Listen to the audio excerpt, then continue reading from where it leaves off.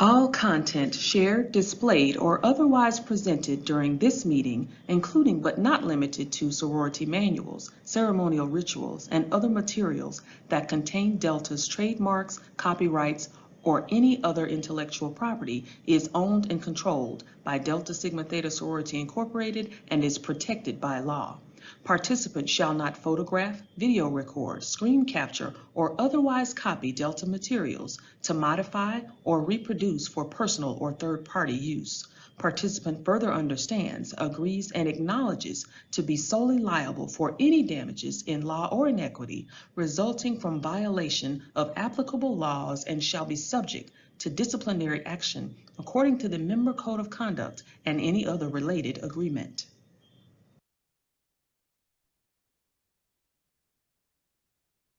Good evening, sorors. Here are the virtual attendance tips for this evening's webinar. Please check your sound. Can you hear us clearly? All attendees are in listen mode only. And please use the Q&A feature to ask questions.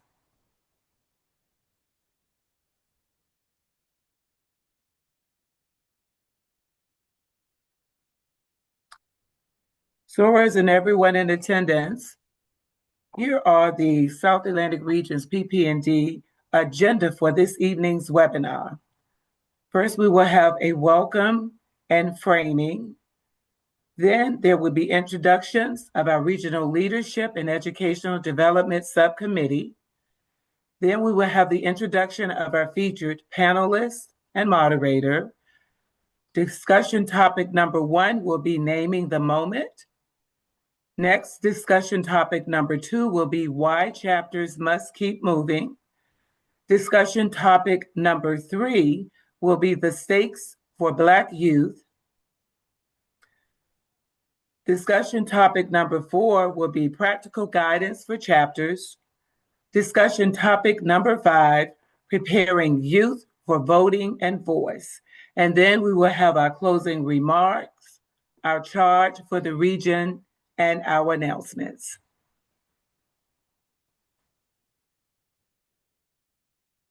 Good evening, sorors of Delta Sigma Theta, our D9 guest, and also our guests who are not members of the D9. I am Dr. Arva Davidson. I am one of the co-chairs for the South Atlantic Regional PP&D Committee. On behalf of the chair of our committee, Sora Sharon Parrish, and my other co-chair, Dr. Brandy Nicole Brooks, we welcome you this evening. On behalf of our regional leadership, Sora Pamela Murphy Lewis, our regional director, and our regional representative, Madison Manley, we welcome you tonight. And we know that tonight will be engaging, it will be timely, and as the phrase says, for such a time as this, Soros, you will definitely feel that this is something that is brought to you as a blessing and something that is timely for these days that we are living. So sit back and enjoy. Make sure that if you have questions or comments that you please place those in the chat.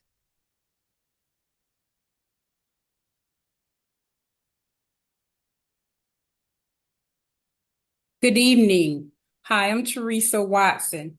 I'll be introducing the Educational Development Coordinator and the subcommittee members. Dr. Diane Reese is the Educational Development Subcommittee Coordinator, and the members include Yolanda Cutts Pratt, Tanya Brown Fletcher, Teresa Watson, and Yolanda Whitfield.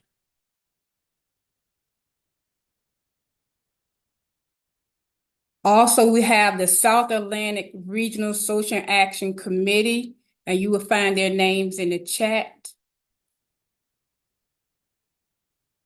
Next slide.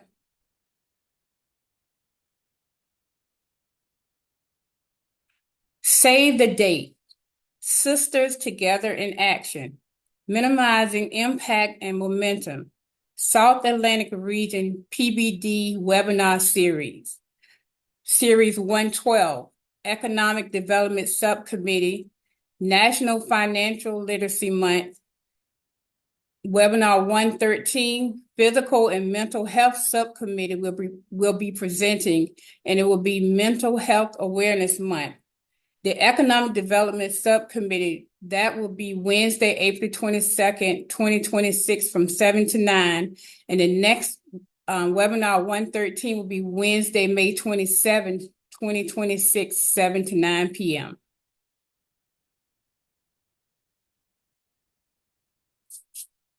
Civic Education and Engagement Initiative.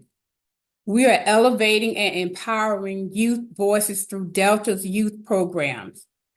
If they don't give you a seat at the table, bring a folding chair. So Shirley Chisholm.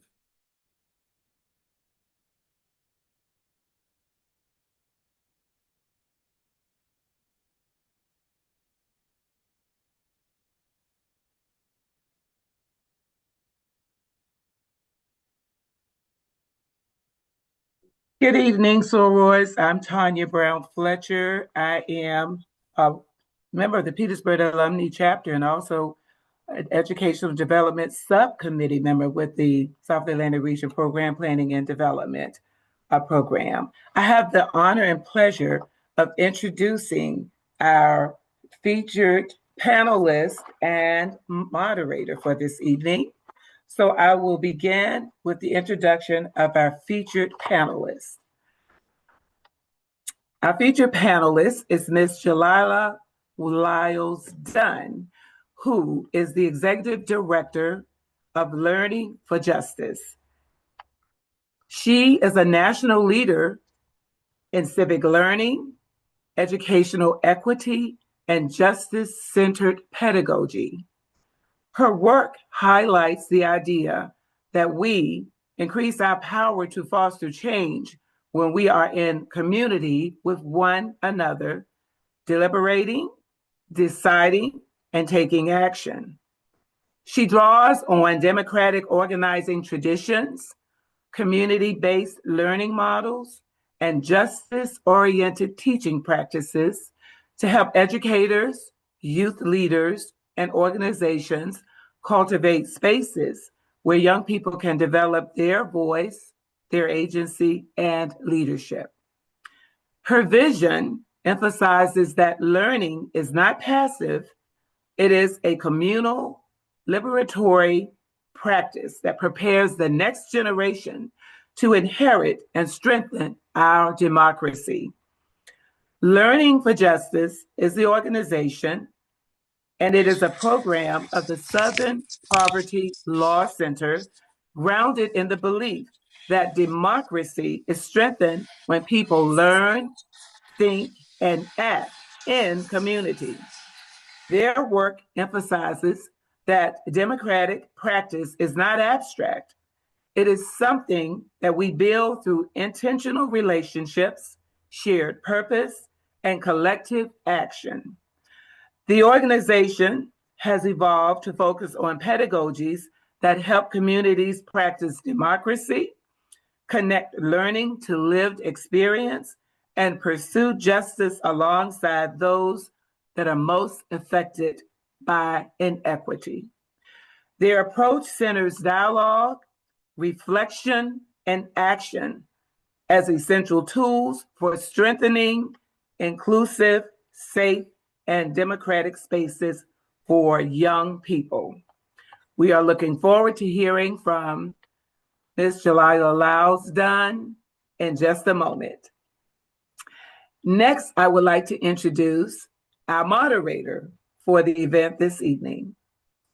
Our moderator is Ms. Tracy Richardson.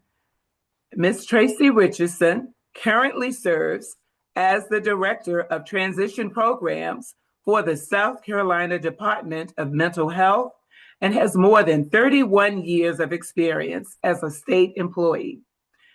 She completed the National Certified Public Managers Program in 2024 and is now a certified public manager. Soror Richardson is an active member of Delta Sigma Theta Sorority Incorporated, Richland County alumni. She is currently the South Atlantic Regional Social Action Coordinator for Delta Sigma Theta Sorority Incorporated. Soror Richardson has served on the South Carolina Social Action Committee under 4 regional directors and now is the immediate past South Carolina Social Action Coordinator. She serves as a regional Delta Internal Development Trainer and a former membership intake trainer for the South Atlantic region. Soror Richardson has also successfully completed the South Atlantic Region Leadership Fellows Program, now Delta Pearls, and successfully completed the National Delta Fellows Program, Cohort Trinity. Soror Richardson is a current member of the NAACP Columbia branch, serving as the branch secretary and political action chair. She is also the current South Carolina Social Justice Coordinator for the South Carolina State National Council of Negro Women. Ms. Richardson was appointed by Governor McMaster to serve as a board member on the Richland County First Steps Board. Please join me in warmly welcoming Ms. Tracy Richardson. Soror Richardson, thank you for serving as our moderator. We now turn it over to you. Thank you so much for that introduction, Soror Brown Fletcher. Much appreciated. At this time, I do want to just reiterate the purpose before we go into our fireside chat with Sister Dunn. And Sister Dunn, I will say Sister Dunn since you are a member of Alpha, Kappa Alpha. So thank you again for joining us. But the purpose here is designed to empower, equip, and activate Black youth as informed, confident participants in the democratic process. This initiative centers around civic education and engagement as essential tools for building lifelong habits of advocacy, leadership, and community impact. And so, as you see there in front of you, book banning as well as the DEI. I don't like to say just DEI. We need to frame it for what it is. It is diversity, equity, and inclusion. And it's an attack. There is an intentional attack on diversity, equity, and inclusion in America. And we have seen the banning of books here in South Carolina, North Carolina, Virginia, really across the world. And so with that, we want to talk about naming the moment. And with naming the moment, the first question that I will present to Sister Dunn is, what are the most pressing political and educational trends that should concern us as we think about the future of Black youth? Thank you so much, Sister Richardson. And I want to let you know I'm also from South Carolina, right down the street from Columbia, Bennettsville. So I feel like I'm family already, and I thank you all for having me. This is a great, I appreciate you opening with naming the moment, because that's what we got to name it first so we can know what we're dealing with.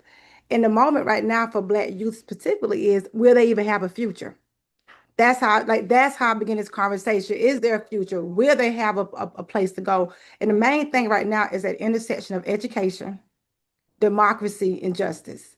I like thinking of those, those 3 buckets at least. And I talk about education because I talk about public education. I'm so glad you uplifted banned books in diversity, equity, inclusion, and the anti-CRT fight. Remember all that language that was just coming through? I can't keep track in all the executive orders. This is a concerted effort, and it concerted meaning all things at play. Not one, it's not one line of defense. So we can't just say, oh, that's a DEI thing, or that's a book banning thing. It's all this in play to make sure, and I would say Black and brown people, but particularly you all know the Black struggle leads here.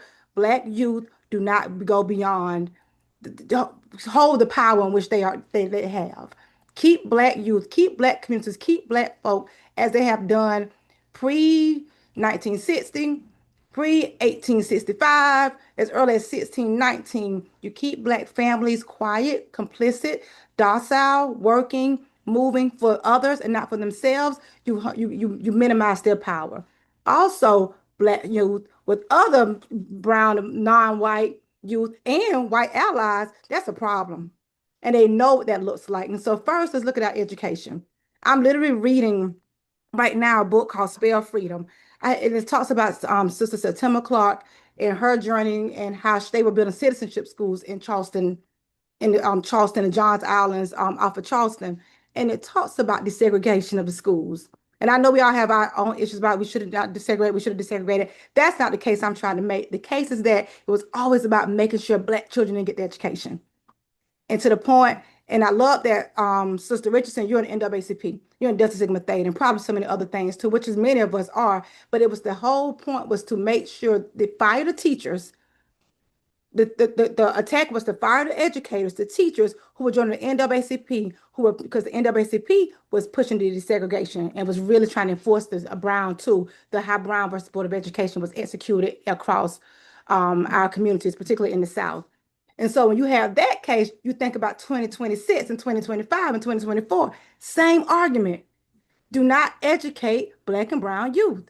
And so it's all about their education. It's all about them not knowing who they are. It's all about them not being full citizens. Because once you see them, once they see themselves as full citizens and what they can do and how they can reshape this democracy, then there's a threat. And now you see what we're experiencing right now, what we're living in right now is white backlash. As early as 2020 protests and that type of when you saw everybody joining together under one banner, Black Lives Matter. But you had women, you had LGBTQ, you had community groups, you have Native, you have everyone joining on that one banner. So the Black freedom struggle has always led this fight. Has always been front facing. But when you get our young people and knowing who they are and the power they hold, that's a threat to now what we call the status quo and white supremacy. And that's the concern we should think about our future about Black youth, because they're going to, by any means necessary, they're going to do anything they can to make sure they're going to legislate it, they're going to imprison it, incarcerate it, they will put in economic bounds and do anything to make sure Black youth are not educated in the way they should be educated. I know I went really far on that, but I wanted to make sure we name like what is at stake here and what is the moment for and what's the problem for youth, our youth right now. And the fact is that they think we treat them as they're invisible and they're not important. Others do.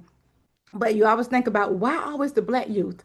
Why are they always to get hit the hardest? It's not because they're the worst. It's because they're the most powerful, and they know once that power is unleashed, there will be some changes, and systems will start to look and reflect the needs of all people, not just Black and brown people. And so that's how I would like to name the political and educational trends that we see right now, and how it's going to impact our young people, particularly our Black youth. Thank you for that. Thank you for that. And I certainly agree with you as you stated, power. What came to mind for me is that because they know about the Black youth power, that's what they're doing. They're attacking the power. They're attacking their mentality so that they don't have the courage to fight, so that they don't have the courage to do better. To be quite honest, they are what they're doing is operating in fear, the fear of them losing power. And because they are losing, or they think that they're going to lose, because they will, but in losing that, they're trying to legislate and do anything that they can to stop really to stop the growth of Black Americans. With that, how do book bans, curriculum restrictions, and attacks on diversity, equity, and inclusion shape the civic readiness of young people? Well, they're meant to stifle the civic readiness of young people. We know that, right? So now we have to let them know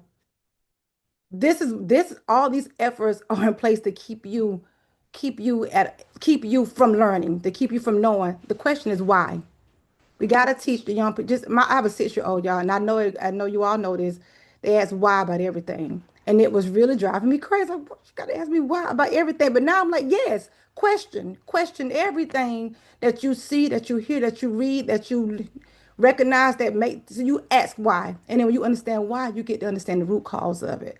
Why they're banning the books? Why shouldn't we talk about this that you have lived and you see? Why shouldn't we talk about the fact that um, two parents can be in one household of the same sex? Why can't we talk about your journey? Your parent was in prison and how you visited that parent. Why shouldn't we talk about how enslavement, how your grandparents, you had stories of grandparents and great grandparents that you've heard about who were revolutionary and who were enslaved and then built a new life for themselves. Why can't we have those stories? And you begin to ask why, and why, then the civic readiness comes, because now you see if there was a why behind it, now you see the need for what do I do? The what follows the why.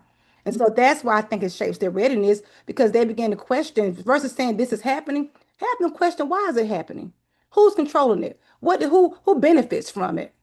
What are the levels of power here? I love power mapping. My favorite thing to do with groups. And you don't have to answer for them. You just start asking, let them ask the questions, and it becomes conversational. It becomes, why is this happening? Who's in control? Who benefit? Who doesn't benefit? Who creates this? Who allows it to happen? What role do they play? And though that's when the light bulbs come on. And the more you tell them they can't do it, and I know many of you have parents or grandparents and sisters and brothers of teenagers. You know what children do. You tell them they can't do it, they have a fire in them and say, okay, we will do it. But this is for not even about person. This is a more of a fight in that way, and that they have a moral responsibility to the ancestors and those who they stood before. And that's how we talk about the history of what has happened before. So don't be afraid that it's happening. You need to know it's time for you to step up and take on your mantle of leadership, because you are great and you were put here to continue a legacy long before you even thought of. Now, we knew of you that you were going to be on this earth to continue this fight. And so we have to put that in them, because if you erase their history, they don't think they came from anywhere. That's right. We're detached. We need to know our story. We need our origin story. And it didn't start on ships of enslavement. It started long before, and it started with resistance. And it started with people who were fighting book bans, who were fighting not in book bans, reading bans. You can't read. And so we teach in that way. We teach in that space, and we teach in that spirit of change and resistance, and how we continue to move it forward each time as a people. Thank you. Thank you. Absolutely. And so with that, you mentioned stepping up and being a voice, talking about what's happening. So I appreciate you naming naming the moment and setting the stage. With that, we're going to look at what is it that chapters need to do to keep moving. So why chapters must keep moving? Why should chapters step up? The first question for chapters, and whether that's any D9 chapter, That's any right. That's right. organization that is like-minded. We Hmm. talking all like-minded organizations. For chapters that have already begun this work, what signs of impact or early wins should they be looking for? That's a great question, because I don't want people to think, oh, we're not doing it. People like we seen the we when I say people, I'm talking about me too. We'll say we're not doing Mhm. it. We gotta do more. We gotta do more. You all, we just gotta what we're doing is right. First of all, being a part of a chapter, I call them bases of democratic power. I didn't make that up, but that's a theory of when you're not controlled by government, you're not controlled by the system, you act independently, and you are a base of power. We are a collective base of power. I don't know how many on this call, but I know it's enough, a lot, and there's a regional power here that you all are showing in itself. So first of all, being a part of this regional collective is first of all an impact in itself. Your numbers alone are impact itself. And then I would say, but now let's divide and conquer in our numbers. And I would just say organize. Communities need to see a win, knowing that you win when the communities come to you. When they trust you, when they know you, when you become a trusted space in your own community, that is an immediate win. And I know if you're a Delta Sigma Theta chapter or a member of Alpha Kappa Alpha, Sigma Gamma Rho, any of our D9 sisters and brothers, people know us. And so we're not erased. They didn't erase us from history. That's our win there. And so being organized and being a chapter, and I know people say they have chapters in this college and they have chapters here and different other chapters. Everybody creates chapters. We are long, we are a very strong body of people that have built bases who can organize in our own communities. And the communities begin to come to you for information. The communities begin to come for you if you have something. If you have the next sneaker ball, they're coming to you. If you're doing the voter registration drive, they're coming to you. If you're doing the young girls' teas, they're coming to you. And so that is a win in itself, that they will come to you and that you're still seen as a valuable base of power in your own community. So take that win and then let's harness it and let's move to the next level with that win. So that's what I would say is the early sign of that we're still there and we have not been erased. We're still here. And if they could, Exactly. if they could, they would. They have not touched us and they know better not to. So and another one is that we represent the excellence, one part of excellence and education of our communities, and that no one can take away from any of us. And we come from all walks of life, so many of us. And so that's just a beautiful thing to say for chapters that have begun this work. Just know that you have to be there, show up first, and be a structure, and be a community structure and a base of power. And then you can work that power how you see deemed fit. Right. And so what I'm hearing you saying is chapters being trusted members Yeah. in the community. Also, you mentioned organize. So organizing is looking at collaboration, coalition building. Sometimes the work is plentiful. Sometimes the hands can be few. But when we bond together and develop those collaborations, we can certainly impact our youth and help guide them in the way that they should be going, or at least give them examples of what can be the future for them, what they can look forward to. For chapters that have some hesitancy or slow to start with civic engagement, what would you say to help them understand the urgency of beginning now? First, you don't start from scratch. We have models, Mhm. we have models of service and advocacy all throughout. So we can pull from everywhere, our own chapters, other chapters, and just our other organizations. So you don't start from scratch. Don't feel like you got to do it all, and you don't have to do it all. But I will say you have to get started because you didn't join this to be social.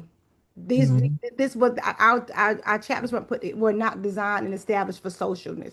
Everything was about uplifting the Black race and uplifting our struggle and uplift and moving us forward. And so we are here not for ourselves but for the collective.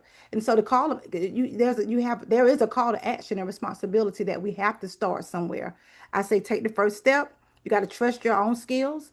But I always tell people just to start with conversation, pure conversation. If you got a large community, because I'm thank you for uplifting organizing, Sister Richardson, because the community is big. So we have to divide and we have to get everybody.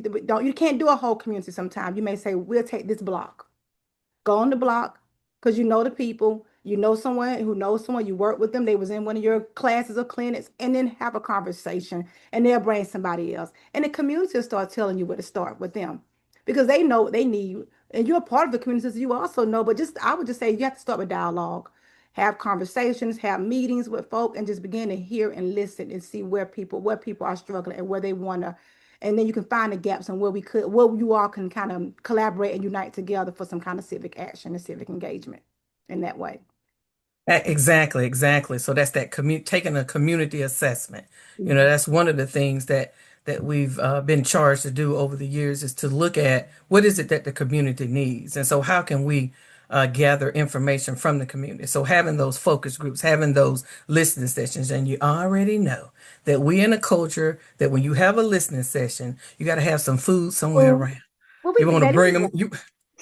You have to have the food. Yes. Bring them in, have that conversation over a good glass of iced tea. And so it's important to have those conversations, especially with our young adults. That's important. And so with that, we're going to look at the next set of questions, the Okay. stakes for Black youth, and looking at that access, looking at the importance of voting. We've seen the low voter turnouts in previous elections. And so the first question related to that is, how are Black youth uniquely affected by the current political climate? Wow. That's a loaded question, Sister let me just say, I pulled on some key points here. I never brought up earlier, but Black youth, first of all, this country was desegregated on the back of Black young, on the back of Black children, Black youth. They were the ones who desegregated the schools. They had to go in the classrooms and desegregated. They were the front line. Their bodies was in the room to even get us out of, to get us to what we call post Jim Crow. If it weren't for Black young people, we would not have had a desegregated, I don't know when we would have had a desegregated country. It wasn't about education, it was about the law, it was about the democracy, it was about our country, a segregated nation. So that's one thing. Black youth have been the ones highly targeted for school to prison pipeline. They're the ones being pushed out of school straight into the prisons, disproportionately higher than any other race and sector, Black girls and Black boys. So that's one thing they're affected by this political climate. Their bodies are being moved into again as dollars and money for this nation versus as assets and contributors and builders and architects and social architects. And they've also been but in another voice, they are affected in that way, but they're also the promise of who we could be. They're the young people who stood in who were the poets of 1920s. I'm talking about Langston Hughes. These are young Black people, Langston Hughes and County Cullen. They in the 1920s were writing poems about their situations. And it went all the way up to the young people of 1960s who were in SNCC, who were now who were pushing and writing, putting freedom schools on the ground, who were doing voter registration, who were putting their bodies and doing the sit-ins and the Nashville sit-ins and the student sit-ins and the North Carolina A&T sit-ins, all of them across the nation. There was the Black youth frontline again. They also represent the promise because by the 1990s, what are they doing? They're doing international protests against apartheid. And they're saying they're standing up and they're recognizing international and global affairs and how the United States is influencing what's happening across the globe.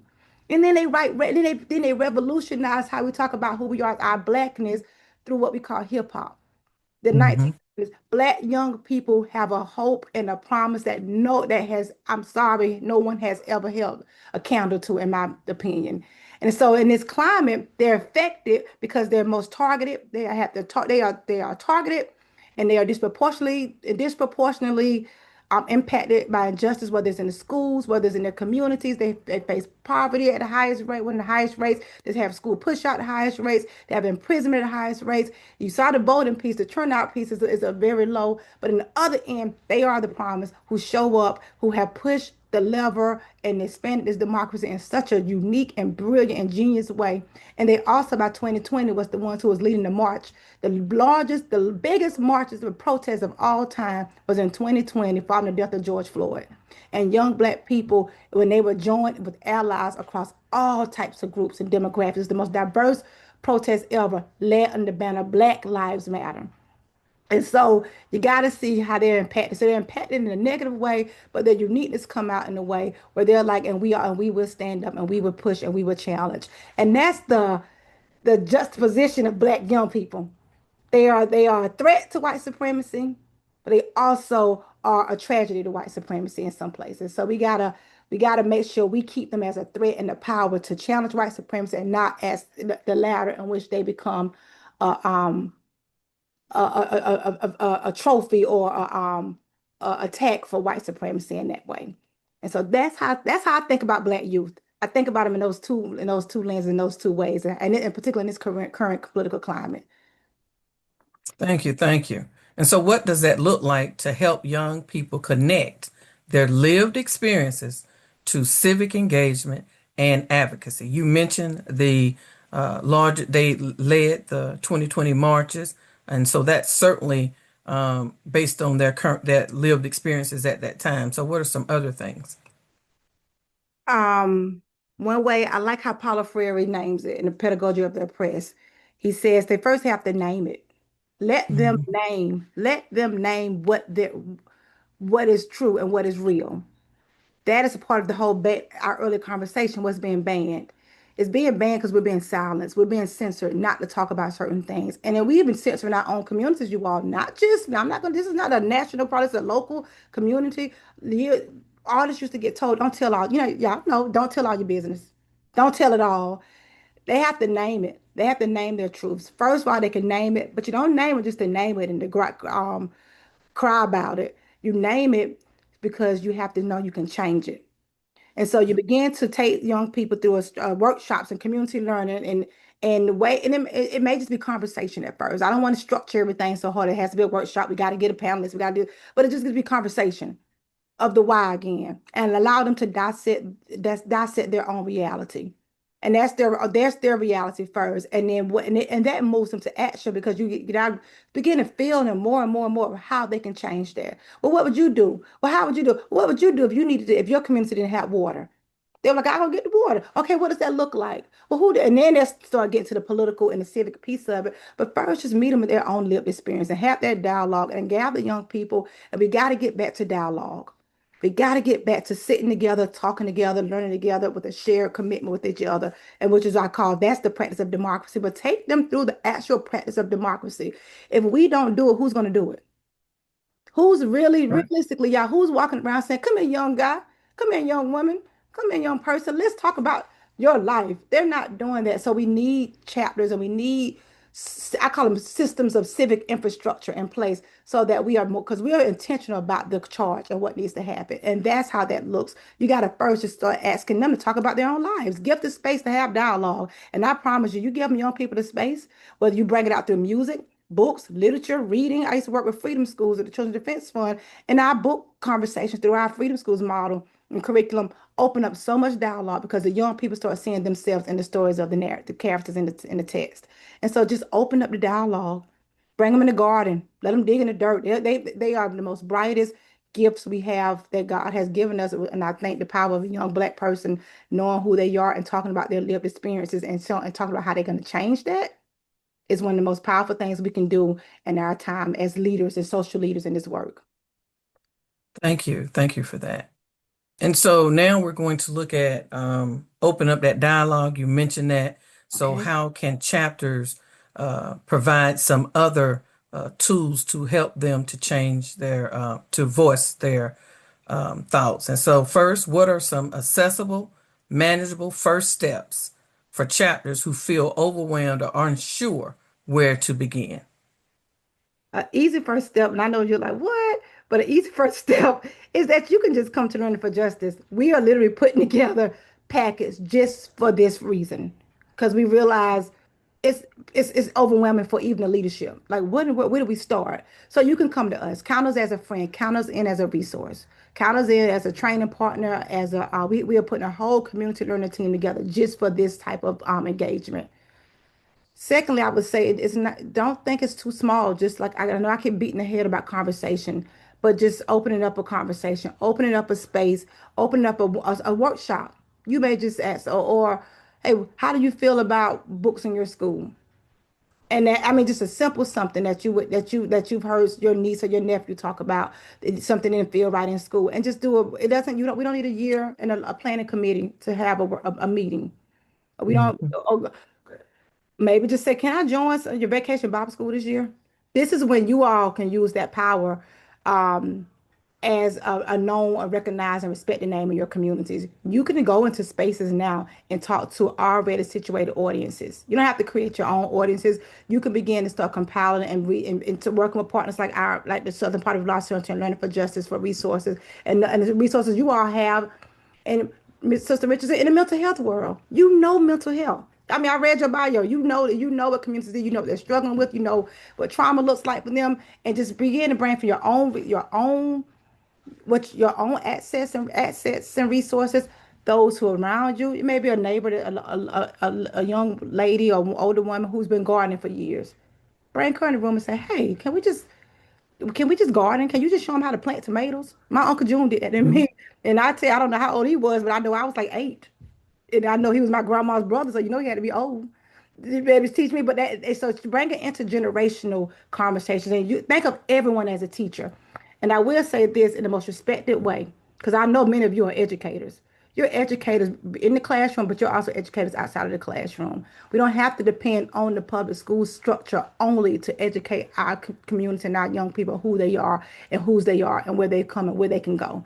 And so bring those skills. I know I watch my mom, who's a retired educator, bring skills from the school and bring them to the Bible school lesson.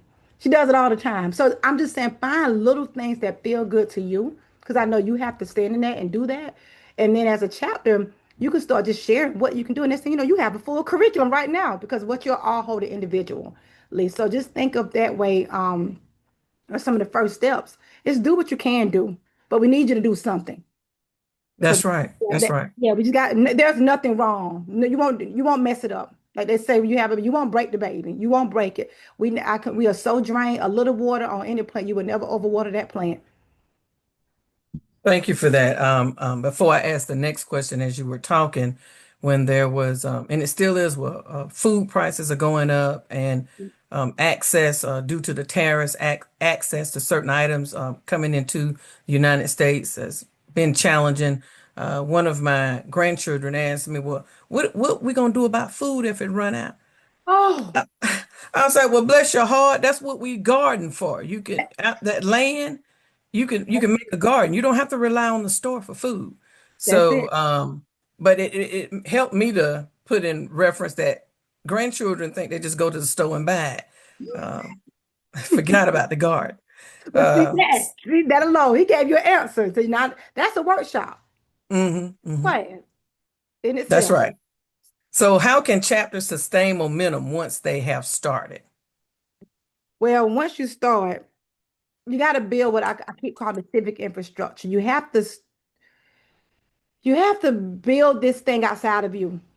If that makes sense to you all, like because we got to know how to care for it, structure it, and then take our hands off. So as much as I know we have to have our chapter name on it or our signature on it, after a while it needs to get bigger than us. Hmm. So use this as I love the way Ella Baker, Miss Ella Baker, civil rights veteran who was so under recognized, so unsung, but she would say, I work in the auspices of the organization. So she's serving her people through that organization's name. Use the resources and the name and the power and what we built through Delta Sigma Theta, but ultimately it's bigger than Delta Sigma Theta. It's bigger than Alpha Kappa Alpha. It's bigger than Mount Zion Baptist Church. It is the people. And if the people can have something beyond us, so let's say our chapter loses about 10 members tomorrow. Or, we all got hit by the tariffs and we can't afford to even pay our dues. What is the community going to do? And so you got to find a way. The momentum has to continue in one way where it has to be sustained in one way by just making sure it exists independently, even beyond us, that the people begin to own it. So they're not saying, oh, the Right. Delta's today, they're gonna do the workshop. Y'all here, y'all got it. But they're gonna say, oh, our partner, and I have this part too. So let's start building leadership along the way so that leaders join us in this work. And we don't serve them, we're serving each other. So we gotta get to that point of working we are interdependent and we are in this together for our own humanity. Because one of us is not higher than the other. And one of us so we gotta do that side by side. To sustain it and keep momentum, I would encourage a campaign, right? Campaigns are short, they are concentrated, and they're focused on the immediate win. And we can develop resources for that too, Sister Richardson. Like when I talk to you after this, or whatever, we can just say, really give like a playbook on how you can launch that. But a campaign gives people real wins, real quick, and it gets people exercising the muscle of working and challenging something together. And so that gets the momentum. Once you get people on fire, they're gonna be ready for the next one. What we gotta do next? Oh, we gotta next thing you know, they're gonna be like, oh, we gotta build this next. We have to do this after this, and they're gonna keep the next campaign going. So a short campaign would definitely just kind of get you to a point where you are able to keep momentum. But the sustainability of it is the leadership develops along the way, and it becomes bigger than Delta Sigma Theta, and it becomes now the community at large and Delta Sigma Theta, who's also a part of that community. So I would think about it in that way, the leadership development as well as the campaign movement for momentum. Yes, I was when you stated that, that momentum doesn't necessarily have to come from us. What you find when you're working with young adults is they Mhm, will give you ideas mhm. that you can build upon, and they can feel part of that togetherness, that community building. And so, with that, we're going to look at the voice of youth. And so, with the voice of youth, how do you help youth understand that their voice matters long before they are eligible to vote? Mhm. I think we have to restore voting as a value first. It's not a Okay, value yes. anymore. It is a thing you do, and it's kind of forcing. You got to vote. They hear it. but it's not I don't think some families have done it because they passed on the story and they understand what this meant for my family. But I think we have to really make this a family and a communal value before we start telling people you have to vote. So I like that you said before they're eligible, we have to teach now what does voting mean? What is the stories? Did you know that grandpa had that Mr. John down the street used to have to walk 10 miles? His daddy would walk 10 miles, begin to tell them the stories so they can begin to care about why that vote is important, why voting is important. Beyond that, I would also just say I would show other ways of engagement, other ways of knowing how to use your voice. Everything voting is just one level of utilizing your power.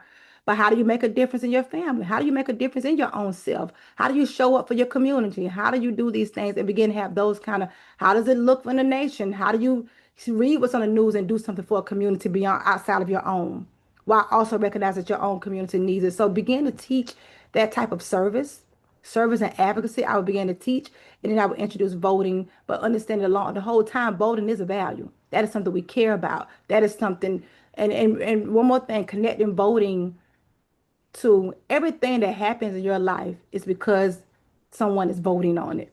It's about governance, who's in control. And we said we got to start showing governance, power, and a relationship and what you receive. How's your water? How's your water quality? Do you even have running water where you live at? Is it hard for you to even get water? How's your electricity bills? Your mom, can you get those sneakers, or your bills are too, or your mama bill? You hear mom talking about bills? Your grandbaby just said, what about food? Guess how the food is happening? So we got to make sure they always see that line, that through line to the boat. And the boat, they got to begin to equate the boat to who's in power. In that one version of power. Power is not just about the vote, but power is showing up and impacting our lives by who's in charge, who's in control, and who's voting. So that's just one way I would just kind of begin to get young people. We got to reorient ourselves on how we talk about this work, and no longer just kind of assuming it's inherited and everybody's going to step up and keep going on because our ancestors did. I think we're That's at right. now we are. I'm not, we're not the new ancestors, but we are the free generation who has to talk about it differently. Because I don't think I talked in the moment, name of the moment, but we are at a third reconstruction. We are at a time where we can either control how this nation's going to move with our lives and in the future, in our future generations, or we can sit back and let them run this country the way they are trying to redesign and rerun it. They're trying to take this country back way before all of our regress, all of our civil rights gains. And so now we are at a moment, a critical moment, where this system has shown its weakness, its inability to protect us in the way that we thought it should. And now we have to now redesign it, rebuild it, and hold it true to what we want it to be and how we want to show up in our power. And we can do it because we have the numbers, we have the intellect, and we know how to navigate these spaces more than anyone at this time in history. So all that for that one bullet. I'm so sorry I went so far on that one, No, but that's okay. It's okay. that's why I think we have to start with. But we talk about voting and where we at. But I also we all got to recognize that just like voting was one of the top, education and voting was one of the top things that came out of first Reconstruction. Our free newly emancipated, formerly enslaved people said we have to get the power to vote and we got to get the power to education. And now, right now, those are the two things on the table. Now you tell me why. So we are at another point of reconstruction. We better hold it, and we better grab it, and we better keep it, and we better hold it and build it for the need and the futures to come. Right. And so how do we, so what I'm hearing is how do we make that relatable? Because we need to make it relatable to the young adults so that they understand the value, as you stated, of voting. What strategies help young people see voting as a natural extension of their leadership and agency? It's going back to that the real life situations. Mm-hmm. It's the mapping. We have to map it out. We have to map it with them and let it's the power mapping. It's all about who's in the control and how a decision is being made. We can't assume people know, young people know, their parents know. You can't assume that somebody's telling them that. When are they getting that lesson? They're not getting it in the class. And maybe a history class that's 30 minutes or 40 minutes long by the time the teacher gets the class to calm down. So, we have to make sure we just map it out and realize we got to start talking to young people about their lives and letting them see how it's connected to power and who's controlling their life, who is in control of their lives. Are they beings for themselves or they're beings for someone else? And so why why do you even go to school? You know, just basic questions. Why do you pay, why do you live in this neighborhood and the kids from that school live in another neighborhood? Why is a railroad track through our neighborhood? You know, why do you have to get up 6 o'clock in the morning to catch a bus before the sun comes up? Let's just start asking them the real questions. But let's hear them maybe first talk about what is it? What are your favorite things you like to do? What do you like to do? Why isn't there a new park? Why isn't there green space over in this part of this town? Who who I'm trying to think of other things, y'all. I'm just thinking out loud. I'm thinking about my own life. Why we can't buy fresh vegetables in the grocery Vegetables, store? absolutely. Why is that liquor store in the corner and the catching place across the street? That just things. Why is there another school called the Academy in your town? Oh, that's because they didn't want to go to school. That's they had segregated academies, so wait, why are our public? So what's happening now? Oh, your public dollars, but because this education is a public good, and we all pay for all of us have free education. But we're going to give it to private schools who don't want you there anyway, have the right not to let you go into that school. That's where your money's going to go. But why they can't do that? Yes, they can. Why? Because that person is in charge. But who made them in charge? Because I vote, and they begin to go. But why? Because they had more people to vote for that person. What does that mean? So they begin to answer and answer. So what do we have to do now? And then they start seeing themselves a part of a solution and not always talking from a problem space. And we begin to get them to become solution oriented of how they can change what it is. But we got to show them they can change it and then back it up to what needs to happen. That backward design. I know I know all of y'all have to be educators, but backward design, when you know what you're trying to get to and how do you back it up to get us to that actual final answer. So that's the practical way. And I know it sounds so basic, but this is something we all have to do. It's so complex. My best friend would tell me when it gets so complex, you have to get simple. So let's go back to the simple, basic ways of teaching and talking to each other as humans and making sure everyone gets what they need to know. Exactly. Even in the days of technology, when it comes to voter engagement, getting back to the basics. What's the basics? Knocking on doors. Sitting on the porch, like you said, having sweet tea, sitting on someone's front porch, drinking a glass of sweet tea, which is probably too sweet, and having a good conversation to Miss Annabelle about what she needs to do and helping her do her absentee ballot. And say, That's right. and I pick your daughter and her friends up to take them to the polls on this day. Begin those types of conversations. Exactly. All right. So Learning for Justice has done a lot of work in the areas of civic education and engagement of young people. So the next question is, can you share some of that work with the listening audience? Yes. So we were an education focus for educators. We're going to hit this through educators. We've expanded to community. So everything I've been saying is pretty much how we're approaching the work. If y'all had to hear this for the last hour, please believe me, they get tired of hearing me. We had a 2-hour staff meeting today with me talking the same talk. But one thing is that we've put a youth social action guide in place. So when you all want to know, like, how do I get young people involved? We have an actual guide that you can just that you can walk through young people to help them identify issue, identify a concern, and work through it and kind of get themselves started in what we call civic action in that way.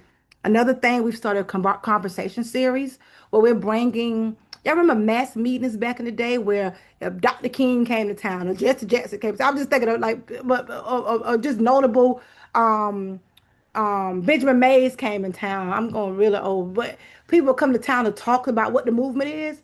We're kind of reinstilling the mass movement field where we're bringing these conversation series with leaders from the movement to talk to our community so what they know doesn't get lost with them. And so our conversation series, we just left Claflin University out of Orangeburg. We brought some conversations there on last Thursday to talk about Reconstruction and what it means for democracy today.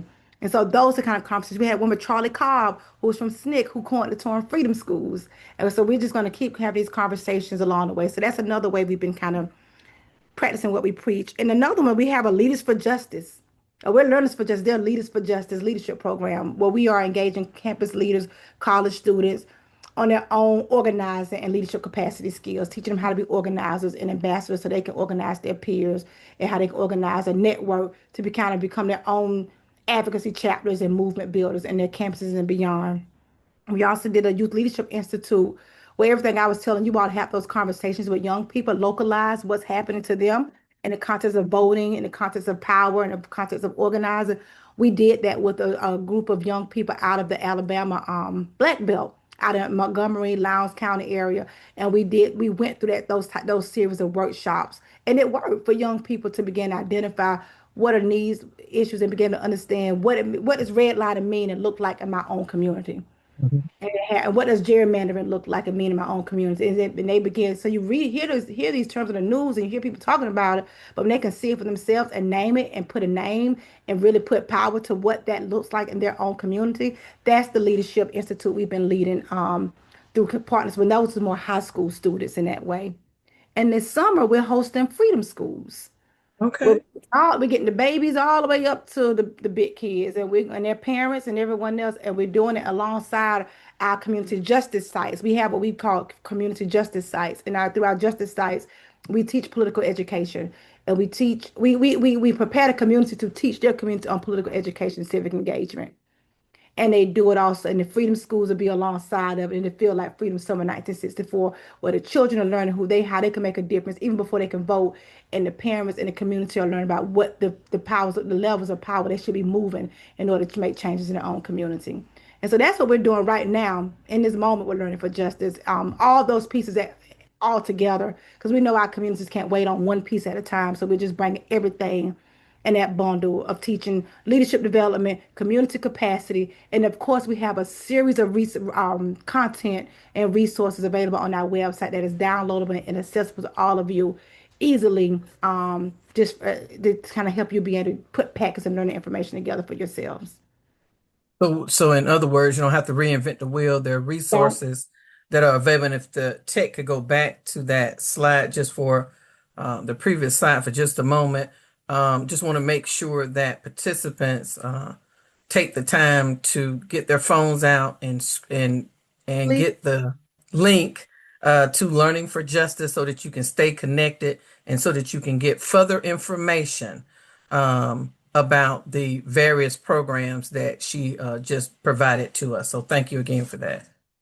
All thank right, so we're gonna move on, and with that, the final piece here. Well, here, as you stated, we'll go back to your quote. We increase our power to foster change when we are in community with one another, deliberating, deciding, and taking action. All right. And so, with that, how do we take action as a region? What message would you offer to chapters doing the work who may feel tired or discouraged? we've come too far to stop now. That's the Mhm. first thing. And I want to take the words from I worked for years under Marian Wright Elderman with the Children's Defense Fund, and she would always tell us this is a marathon, not a sprint. So you don't need to run it in one day, 1 week, one night. This is generational. You do your part in your time in this part of history. This is the moment you have. You take the break in a marathon. I never ran one. I wish I could, but I know what people talking about. You pace yourself. You take breaks as you need to. I also have a wellness place, a facility in South Carolina, right down in Bennettsville, where I Okay. call it, it's wellness for us to do this work. And so you find places like that, and you take your rest, and you take your time, and you get back in the race. And you know that you are a vessel, or you've been used in this way to do this work for a reason, but you don't, but the whole thing is that you never stop the race. The one thing about this charge is that this is interesting when one side, the side of white supremacy, domination and control, the status quo is only successful when we stop running the race. If they had won already, y'all, they would do what they want to do. I know we keep saying, oh, they just keep doing what they want to do. No, no, no. Our presence and us pushing and running the race keeps them stopping them at each way they try to turn. So when we stop running the race, they have won. That's the only liberation shows up when we take each step, when we continue the marathon, we continue the race. So if you don't remember anything else, remember Mrs. Elderman said this is a marathon. We are just continuing the story, the struggle, the fight that was passed on to us. And so if you get tired and discouraged, take a break. Take a step, drink your water, take your stretch, do what you got to do. but I just ask that you get back in the race. And that's how Exactly. that's the charge I have on how do you keep going even if you're feeling tired and discouraged. And you can call me on that too, Sister Richardson, on how we can do retreats and stuff outside of my SPLC thing, but my own wellness work, because I've also I built it because I started feeling tired and discouraged along the way. And so I have a space, and I'm not far from your regional space to be able to support sisters however they need to be supported in that way. Thank you for that. Self-care is very important. It's very important. The Lord did take one day to rest. Yeah, thank And you. so if That was he in my took one devotion. day of rest, that means that we need to take at least one day of rest. We can't pour back into others. We can't pour back into the fight if we don't pour into ourselves first, physically, mentally, and spiritually. So self-care is certainly key. That's our putting on our own armor of God starts with self-care. There you All go. right. And so what message would you offer to chapters that need a push to begin? And so when I talk about a push to begin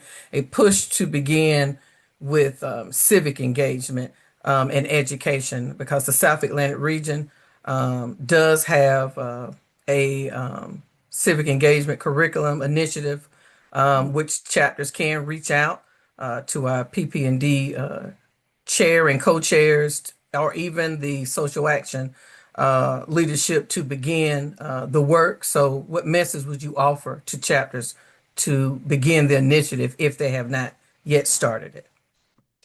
Get in this race. We need Mhm. every step toward liberation. As I just said before, they only win when we stop.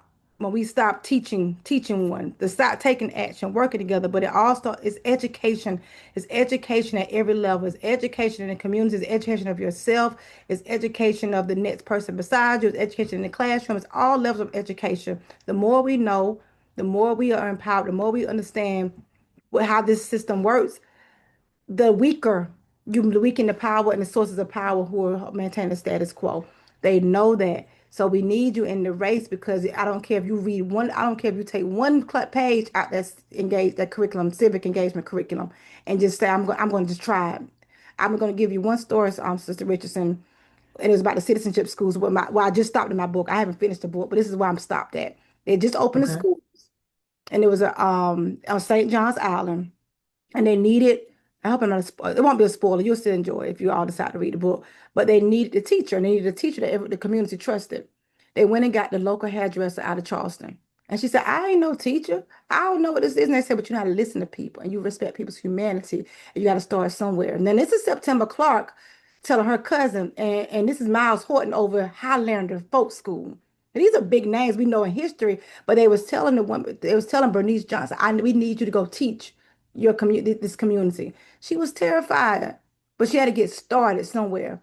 And so she goes to Mhm. the classroom, which is behind a grocery store. They put a cooperative grocery store they put in place because they got to hide the school from the white folk, because the threat of you learning how to vote.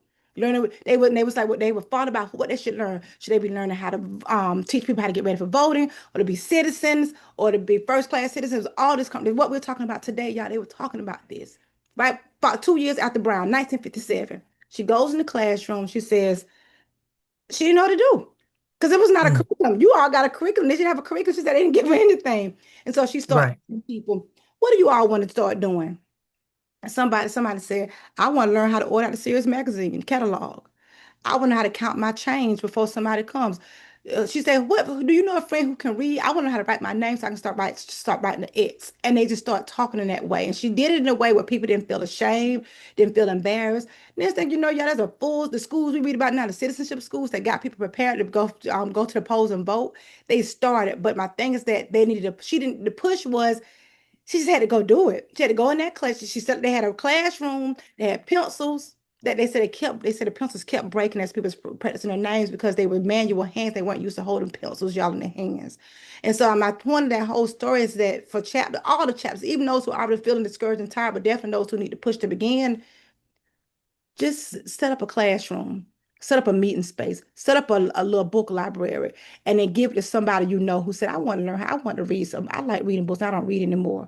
But take one small step, and I promise you that one step would be open the door to a multitude of many steps toward liberation. No one step is too small, but we do need you in the race because we got some people who just tired of falling out.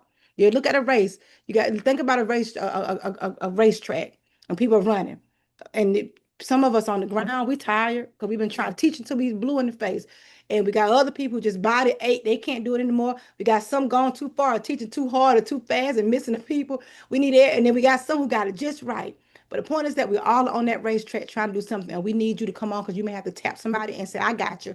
And you may take it on so they can get their rest. Because they're taking the rest, they need you to go further. You got to think in that this race because this is a marathon. This is a marathon, and everybody is passing the baton, passing each other, sitting down, giving somebody else water. But we need everybody in it. It's not okay for some of us to be doing it, and other of us is on the side saying, "I'm scared." We all are scared, but I'm more right. scared, I'm more scared about what happens if we do nothing than if we do something. So we can't win the fight if we're not in it. And when we in the fight and you feeling discouraged, tag your it for the next individual to step up. That's it. All right. Thank you. Thank you. All right. With that, that's all. Okay. So here what we have are the points of contact for the North Carolina, South Carolina, Virginia Educational Development and Social Action points of contact. I will say that for chapters who are not in the civic engagement, having civic engagement component with your young ladies in your chapters, there's still time to join the pilot. And if you want to join the pilot, just reach out to any of the education or social action members here and we will get you started.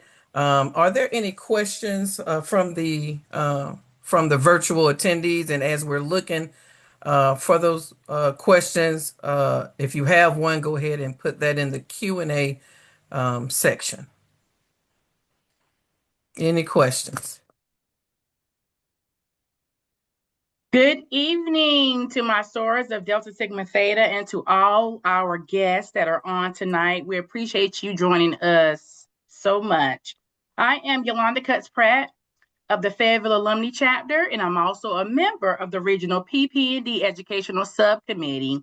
And we are so happy that you were able to gain some insight on why it is important for our Black youth to have a voice and to have a positive future.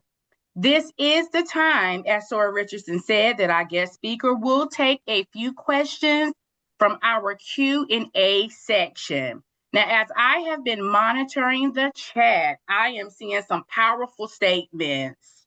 And Sister Dunn, you did an excellent job. You were great. And people are loving all the information, everything that you have given us tonight. What I'm seeing in the chat is good information. This is great information. They have to believe that they are not only being heard, but they are being followed, that we have to continue to do what we say we are going to do. We have to continue to pour into them, and we have to show them that we are not judging, but we are providing equitable jobs to help them sustain themselves. There's a lot of powerful statements here in this chat. Start planting your urban garden. I love that one. Another one, this was excellent information. And as Sarah Richardson just shared, it starts with the youth in our homes and then each one we bring. She said the session planning with our youth is great information, collaborations, work hard, not smart. Together, everyone achieves more. Some more great, powerful statements we have. Voter suppression is not new. There was a reason our ancestors had to walk 10 miles to a polling location. Yes, yes, yes, Sora Davidson. I love the question, why do we vote? Sister Dunn, thank you for bringing up academies. I have told people that they were created by other people because they didn't want to go to school with us. Another powerful statement. Delta already has 3 youth initiatives. Chapters can use the voter education activities in the Civics 101 in their monthly meetings with our young boys and girls. We have gyms, we have Delta Academy, and we have Embody. We must start them young. We must start them young. So we had a lot of powerful statements here in our chat tonight, and I just wanted to share some of those. We do have one question that's in our Q&A, and I am going to give that to you, Sister Dunn. Please verify whether North Carolina Legislative has eliminated the printing of voter registration forms previously available to DST and to other organizations. I wouldn't know, but I can definitely find out. We have a legal team focused just on voter engagement, voter justice legal team here at SPLC, and I'm so happy to ask them that question, and they probably can give us better detail in that way. We have a team. I love working with an expert team of lawyers in specific areas, and they wouldn't know that. But we have a legal team that focuses just on the voting engagement work of across the South, and I can find that out if that's helpful, and send it right back up through email through the chain. Thank you. Thank you. We will greatly appreciate that. We do have another statement. Thank you, Ms. Dunn. This has been a powerful segment. Your insight is powerful and provides encouragement for chapters to take action. Great, strong message ahead of the midterms here in Virginia. They appreciate your powerful message. All righty. In the words of the late, great Shirley Chisholm, if they don't give you a seat at the table, bring a folding chair. And that is exactly what we have to teach our Black youth today. Thank you so much, Ms. Dunn. And at this time, I will turn it back over to our moderator, Sora Richardson. All right. Thank you, Sora. If we could get some virtual hearts for Sister Dunn. If we could get some virtual hearts for Sister Dunn. She has done an outstanding job. We thank you so much for taking your time out to educate us on the importance of the intersectionality of education, justice, as well as the youth involvement. So it's very important for us to stay focused, to continue in the fight. And the fight doesn't start or stop with us. The fight begins with our children, and we must equip them to do the work that we may not see the fruits of the work that need to be done, but they will. So we need to make sure they have what they need so that they continue to do the work that we are continuing to fight. You know, in closing, what I will say, and it reminded me, and I wrote it down as you were talking, is ultimately, we are in a season of times like these. But in times like these, we were created for times like these, not to stand on the sideline. We were created to give our time and talents to create the legacy. So the question is, what will you do? What will your legacy look like to impact the future? Will you stand on the sidelines, or will you pour back into our youth so that justice is served? And with that, Soros and guests, I thank you, Sister Dunn, for your valuable information. I hope that everyone has an outstanding night and a very good week. Thank you. Thank you. Thank you. Thank you so much, Sora Richardson and Sora Dunn. And Sister Dunn. I don't know. We might try to get you over here. No, I can't do that. No, get me in trouble. Thank you so much for your contributions. And just a personal point of privilege, I'm a high school administrator, and Wednesday, I was trying to get past this Wednesday hump day, and I'm telling you, I was struggling. But with your words and your encouragement, I'm going back in there tomorrow with 2 words: teaching and modeling. Those are the 2 words that I picked up from you tonight. While we may not all be teachers, we can all model for our children best practices in life and best practices in their social action life that we are helping to encourage and to build. Before we actually give all of our thank yous and all of our good nights, we do have a presentation from Sora Denise Riviere, who is our our chair for International Awareness Subcommittee. So, Sora Riviere, are you with us? Sure, I am. Good evening, everyone. Good news, it's not a presentation, it's a commercial break. So while I have those who are still on the call, I just want to remind any chapter presidents that might be on the call or any international awareness and involvement chairs for your chapters. There was an email sent out to chapter presidents on Sunday regarding a meeting for the international awareness chairs and their committees on tomorrow night. We have some urgent things that we just need to check in on. So if you did not get, if you're International Awareness and Involvement Chair and you did not get that information from your chapter president, please check in with them. They did receive an email from our regional secretary on Sunday. And we want to refresh on some of our regional international awareness involvement initiatives. We've been getting some questions about the awards. So we want to answer some questions about that. And then we also want to discuss the regional trip to Kenya that's coming up. So just want those who are on the call who are from International Awareness, if you didn't get it, ask your chapter president. And if we have chapter presidents on the call, please remember to pass that information on to your chairs. And that's it. Thank you. Thank you, Sora Rivera. Thank you to all of our participants tonight. I think at one point we had 180 participants in our webinar tonight. So once again, thank you to our technology team who was led tonight by Sora Veal. Sora Veal, thank you for all that you have done for us. Sora Richardson and Sister Dunn, once again, thank you for your leadership here tonight and your charges. We would also like to thank, in her absence, Sora Diane Reese. Sora Reese, we are keeping you in our prayers, and we know that with him all will be well. And the Educational Development Subcommittee of our regional PP&D, thank you for all of your work here tonight. And also in collaboration with our regional social action team, action committee, thank you all once again for your collaborative efforts. On your screen, you can see that we have information about how you can contact the South Atlantic Regional PP&D.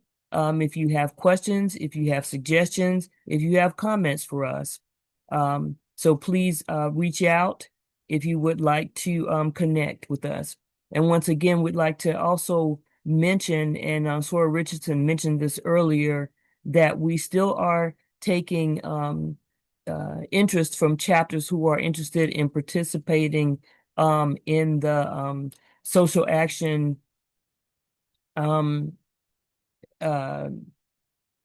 it's actually the social action, I'm sorry, I'm being lost from our words here, with our youth programs, our social action initiative. So if you are interested in that, please contact Sora Reese, or you can contact PP&D at any of the contact points that you see on the screen.